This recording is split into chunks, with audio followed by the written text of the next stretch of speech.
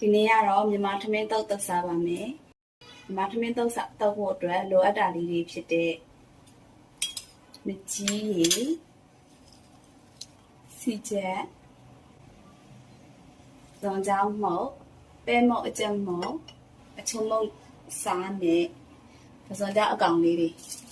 ပြင်ထားပါတယ်။ငကြာကြီးကတော့နည်းနည်းထည့်ပါမယ်။ရင်းစောမကြီးရည်နည်းနည်းထည့်မယ်။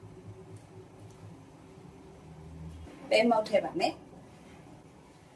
အချုံမုတ်လေးနည်းနည်းထည့်ပါမယ်။စားလေးနည်းနည်းထည့်ပါမယ်။မြန်မာထမင်းတုပ်မှာအဓိကအရေးကြီးတာတော့စီချက်ပါ။စီချက်လေးထည့်ပါမယ်။ဇွန်ကြောင်းမုတ်လေးနည်းနည်းထည့်ပါမယ်။ဇွန်ကြောင်းကောင်လေးထည့်ပါမယ်။ညှို့သီးမုတ်လေးထည့်ပါမယ်။နေပါမယ်။စီချက်လေးနည်းနည်းတို့ပြီးတော့စီချက်လေးထည့်လိုက်ပါမယ်။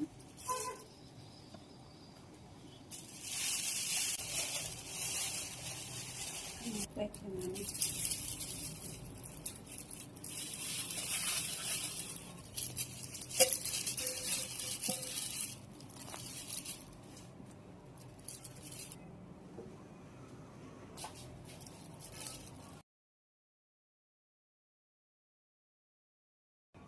ထမင်းတုပ်နဲ့တွေ့စားဖို့အတွက်ဟင်းကားလေးထားပါတယ်ဟင်းကားလေးဒီဟင်းကားလေးပါ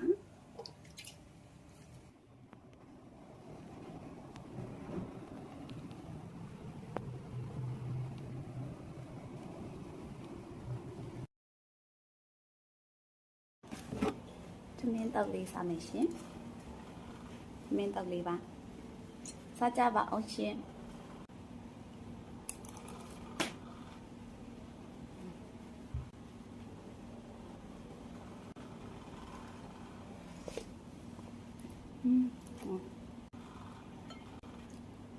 ခင်းချက်တယ်